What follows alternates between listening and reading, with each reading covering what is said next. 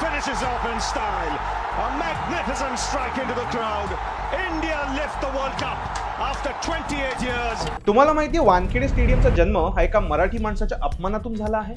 क्रिकेटमध्ये आधीच मराठी भाषिकांचं स्थान नगण्य होतं, कारण यामध्ये हिंदी आणि पारसी लोकांची मक्तेदारी चालत असे. पण पुढे नागपूरचे माजी महापौर असलेले शेषराव कृष्णराव वानखेडे हे 1963-64 पासून ते त्यांच्या मृत्यूपर्यंत बॉम्बे क्रिकेट असोसिएशन म्हणजेच BCA चे अध्यक्ष होते.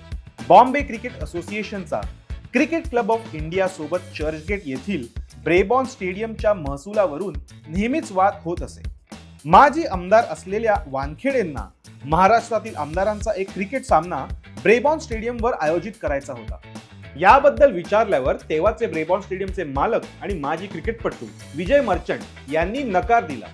वानखेडेंनी जाहीर केलं की क्रिकेट क्लब ऑफ इंडिया अशीच मनमानी करत असल्यास बॉम्बे क्रिकेट असोसिएशन स्वतःचं एक स्टेडियम उभं करेल.